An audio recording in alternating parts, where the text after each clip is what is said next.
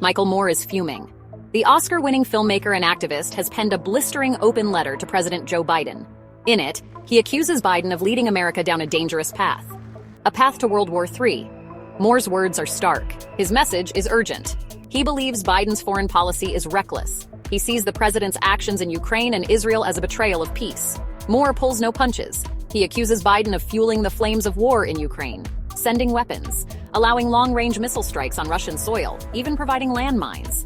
This, Moore argues, is not the path to peace. It's a one-way ticket to global conflict. But Moore's criticism doesn't stop at Ukraine. He also condemns Biden's unwavering support for Israel. He points to the continuous sale of weapons. He highlights the veto of a UN resolution calling for a ceasefire in Gaza.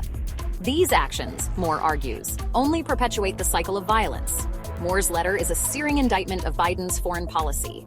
It's a desperate plea for a change of course, a warning that we're on the brink of disaster. Moore paints a bleak picture of Biden's foreign policy. He sees a president fixated on overseas conflicts, a president ignoring the plight of his own people. Moore argues that Biden is so busy playing world police that he's neglecting America's problems at home. Student loan debt is crippling millions. Guantanamo Bay remains a stain on America's conscience. Cuba is still shackled by an outdated embargo, and whistleblowers like Edward Snowden and Leonard Peltier languish in exile or prison. These are the issues, Moore argues, that Biden should be addressing. These are the issues that affect the lives of everyday Americans. Yet Biden seems more concerned with projecting American power abroad than solving problems at home. This, Moore suggests, is a grave mistake. Moore believes that Biden is squandering his chance to leave a positive legacy.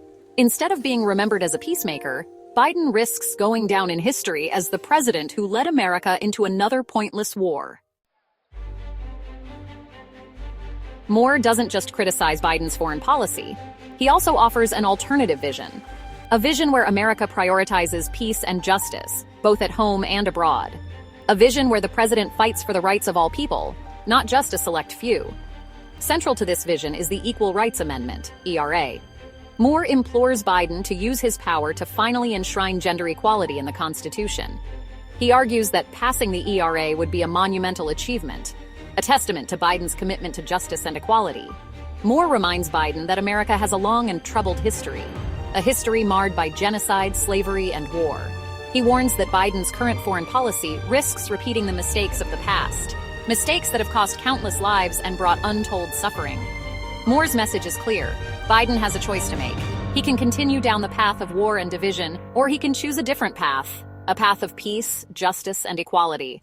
The choice, Moore argues, is clear. Moore doesn't just want to lecture Biden.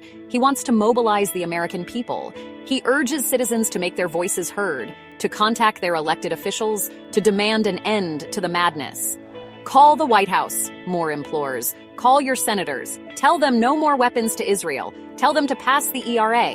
He wants Americans to hold their leaders accountable, to demand better, to demand peace.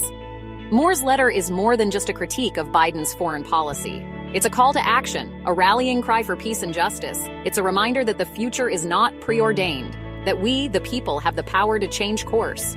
Will Biden listen? Will America heed Moore's warning? Only time will tell. But one thing is certain. Moore's scathing indictment has ignited a debate that cannot be ignored. A debate about America's role in the world. A debate about the kind of future we want to create.